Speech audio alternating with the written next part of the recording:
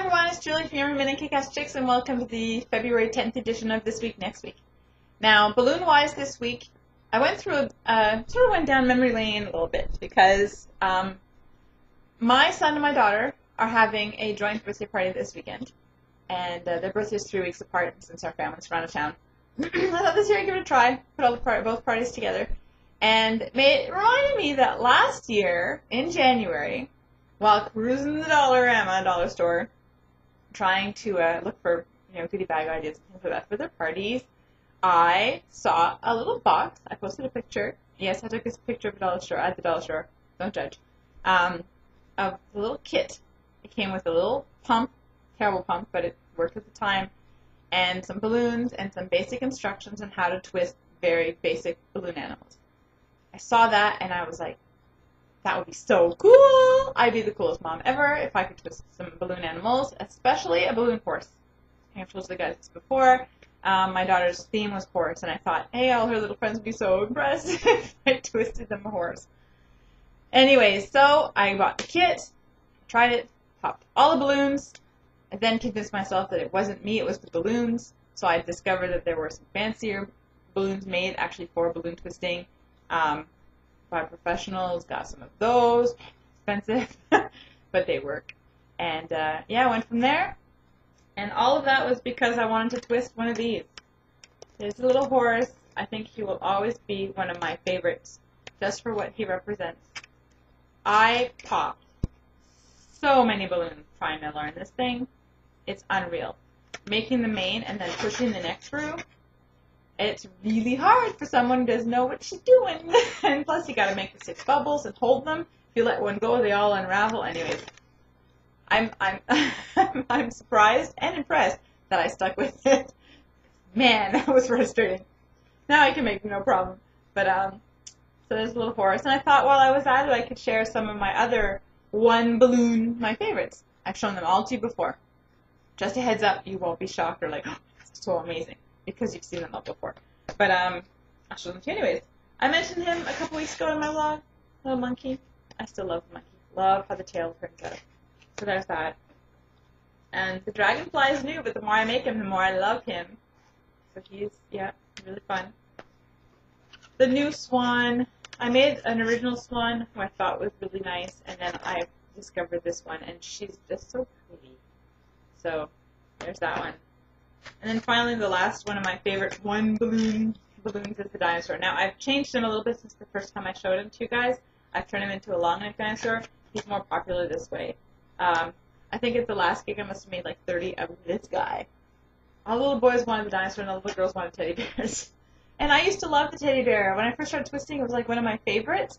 And now I make it and I'm like, oh, there's got to be a way to make him better. I haven't figured it out yet, but I will. And I'll show it to you guys when I do. But don't worry, I'm not just showing you these few balloon things. I also made a fancy balloon for you guys this week. I was at the bookstore and I saw a book on balloon twisting geared for kids. And this picture was on the cover, and I thought, super cool, I have to make it. And so I did. So I made a bicycle and handlebars.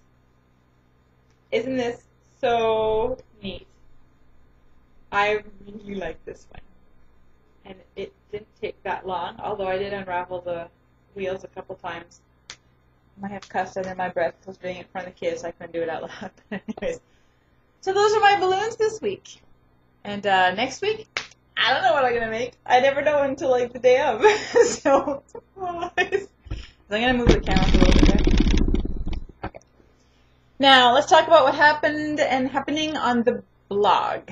This week, my Authors After Dark feature author is Stephanie Tyler. She has a new series coming out, and the first full-length book is coming out March 6th, and she's giving away a copy of Dire Needs. So you go check out the interview, read the interview, leave a comment, and you're entered, and you have until Sunday to do that. And next week, my Authors After Dark interview will be with Melissa Schroeder, and yeah, that's all I have to say about that. You'll have to come by next Wednesday, take a look to see what's going on there, which is given away and all that kind of stuff. So that's that, and also the reason why I did not do a vlog last week was because of my super duper humongo post. I want to make sure it was front and center for at least a couple, 3 days, and sticking the blog in there I think would have been annoying. So on the sidebar, my widget there's the link to part 1, part 2. What I had done is I had emailed 35, 36 authors, and I asked them all the same questions. What makes what makes a great character? And they emailed back with answers. An insane amount, and emailed me back with answers. Now, this is not the first multi-author post I've done. It's the first one that wasn't genre specific, so I was able to ask whatever people I got name on Twitter. No, I did not ask everyone, because I would have sent out probably a good 60 emails. I know there are some authors that you guys love and that weren't there. I'm going to try to remember to email them for my next multi-author post. Don't ask me what it's about. I have no clue. And it's not going to happen until after Authors After Dark. It's a little bit more work than I was anticipating these things. But whoa, was it worth it.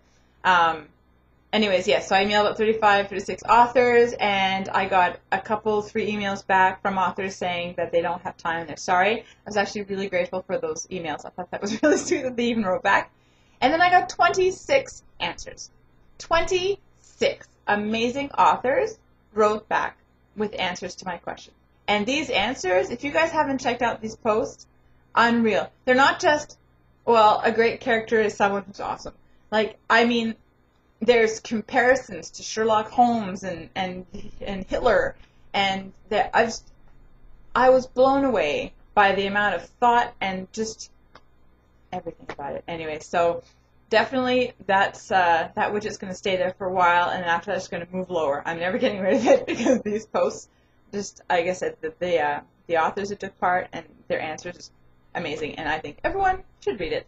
So thank you to the authors who answered, and thank you to all who visited. I got a few tweets and a couple emails from people saying, oh, you know, I would like the so-and-so's answers. I'm definitely going to check out their book because I hadn't read it before. And perfect. That's exactly part of what I wanted this post to do. And at the same time, I'm a curious person. I'm always asking questions. And I'd rather ask someone than check online. Jason's constantly having to remind me. Like, Jason, do you know why this happens? Or do you know why this happens? He's like, I don't know. Google it. I'm still not there. I still call my dad. Dad, how do you do this? Why is this going? Do you know what that? Like, I prefer hearing it than finding it online, and or finding out from the source. So by going to the authors and asking them, I found out from the source, and I'm happy now. So there's that. So that's that for the blog. Now, reviews. Yesterday I posted my review for Whispers in the Dark, My Banks. Finally got this book from Penguin. Well worth it. Awesome read. And today I posted my review for Alpha Instinct by Katie. I'm assuming it's Bruce. Anyways, gave it 3 stars. It was okay, but I think the blurb on the back is a little bit misleading on the strength of the female lead. And there was a lot going on. I have a feeling they could have plucked out a couple storylines and it actually would have made the story stronger. But not a bad book. Not a bad book if you like shifters. Her world's kind of cool. And anyways, it's not a bad book, but just for me, I thought it was okay. So that posted today. Now, reading, I have just finished. Awesome book. The 3rd book in Dorinda Jones' Charlie Davidson series, the 3rd Grade Dead Ahead. If you guys haven't read this series, you have to. I don't think anyone would not like this series. I always called it urban fantasy because it has like that paranormal kind of, well, she's the Grim Reaper, and aspect to it, and it's the same character that recurs from book to book. But when I went to buy it at the store, I couldn't find it under fantasy, and I was sad because I thought they were sold out or something. And I went to the computer, and it was under mystery. So that's where I went to buy it, and it's true because I had actually, excuse me, losing my voice. I bought the 1st book, and I forgot that's actually where it was too.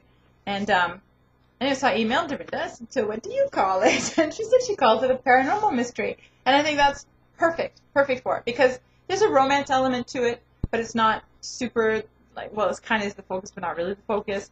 And there's that paranormal aspect. There's mystery, so there's some suspense, but it's not like, oh my gosh, and it's not the story. There's an underlying plot line, and then there's a different story per, and it's just It is so awesome, this series. I don't know why, but I finally put it on my favorites list. That came out wrong. I don't know why I waited so long, but I finally, that's what I wanted to say. Apparently, I felt it was okay for me to cut the whole middle part, and you guys would totally follow along. It's on my favorites list. I don't have to mail her my book to have it signed though, because she's going to be at Authors After Dark, and I've already emailed her telling her that I'm going to be tracking her down, because I want her signature.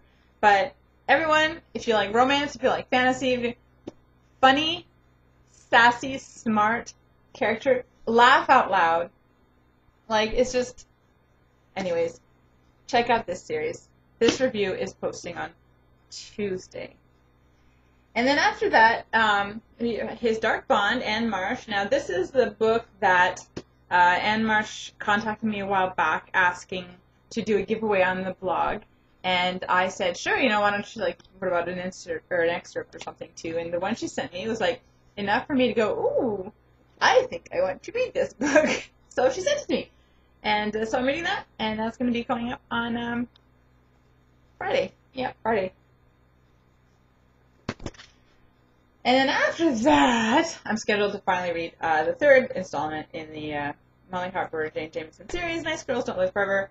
I've read it before. This is the reread because book 4 is coming out end of February. And that's that. Now, 2 little quick things before the end. First of all, Jason decided to buy me a gift. I didn't need a gift. I actually didn't really want a gift, but I wanted it at the same time. But he got me a new case for my e-reader. Isn't this amazing? My issue is that I have trouble reading it usually because I get cold. But this time I can actually hold it like I do all of my books. And he also got me a new Kobo. He got me the Kobo Touch. I actually haven't read on it yet because after this book, I'm finally due to read By a Thread by Jennifer Estep, and that will be read on my e-reader because I got the e-arc.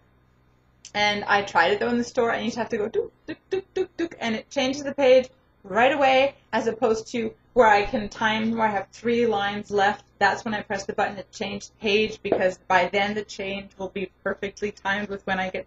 Yeah, the original Kobo is not the best e-reader on the market, but it served its purpose. Excuse me, goodness. Anyway, so I'll keep you posted on that, but love the case. And then my last thing, I thought this was hilarious. I was next to my reading chair. I have a little table where I have a phone and a pile of books with daycare activities and stuff that I swear to God one day I'm going to read. And I decided to clean that out because there were parenting books. And I mean, I found guides on breastfeeding and vaginal births that I received from the hospital when my son was born 4 years ago. So apparently it has been 4 years since I cleaned out that shelf. On there, I found this. Now, here, the title's kind of sad, but anyways, this says, My Interactions with Maria V. Snyder. Let me explain. I've mentioned this before. When I first started reading, it was Twilight, and then I went into Mortal Instruments, and those lasted me quite a few months because I just reread them and reread them. And then I got into a few more young adult titles, but that's when I was like, I don't know. So then I decided to try something more adult, but I was still afraid of romance. And urban fantasy kind of creeped me out too. So I went to just fantasy to start. And that's when I found Maria V. Snyder, her Poison Study, and her study series. I loved Poison Study. I still do. I want to reread it sometime, but you have no idea when. I've already read it like 3, 4, 5 times. I've lost count. Because at the time, that's what I do. I buy a book and I read the heck out of it. I can't do that anymore. I don't think I'd be able to reread the same book twice in a row. I might want to, but I won't. I wouldn't be able to. There's just too much out there. But at the time, I didn't really know that. So I decided to email her to tell her thank you and to tell her that her book was amazing. And she emailed me back. Oh my gosh, you have no idea what that did. It was like fangirl squee, you know what they say? Absolutely. I was in shock that this author who wrote this book emailed me back. And we emailed a few times, and then I went on to my asking her if she ever did signings and in Canada, and she said no, not really, it's expensive. And that's when Jason suggested I mail her the book. That's how that whole mailing the author the book started. It was with her. Well, I got Cassandra Clare in person, but Maria Vicenari was the first one that I mailed off. And so all of those emails, and they just come back. I think the oldest one is November 2009, when she agreed to sign my book.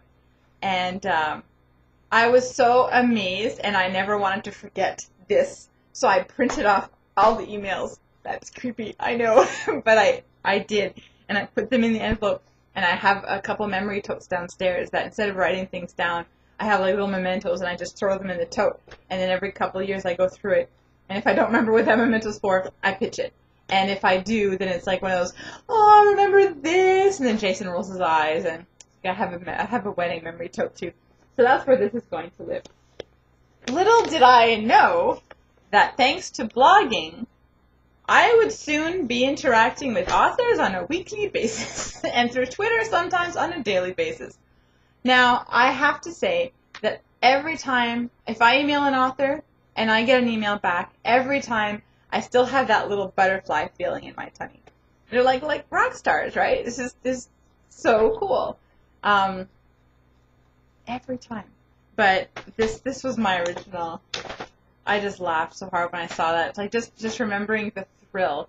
And nowadays, it's like for Authors After Dark, I email 30 authors, and then I emailed 35 or 36. I got 26 back. Like, it's just funny how I'm interacting with them all the time. But at the time, it never occurred to me that was even a possibility. And this was maybe like my one thing.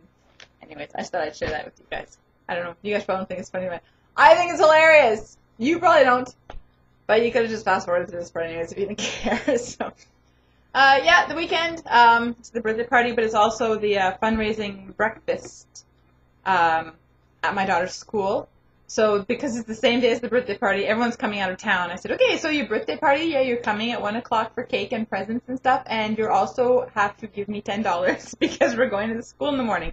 So there are 14 of us going to my daughter's school breakfast. We did last year, actually. It was super fun. The food's amazing. There's like crepe with real maple syrup and eggs and little potato hash brown things and les beans, they call it, beans. Anyways, can't wait for that. And Saturday's just dancing, cleaning the heck out of my house. And so I've got all these people. I think there's probably going to be close to 20 people coming to my house on Sunday. Yeah, because there's people who aren't going to the breakfast. So. Anyways, those are my plans. And this is probably a really long vlog. And I apologize. I will try to make it shorter next week.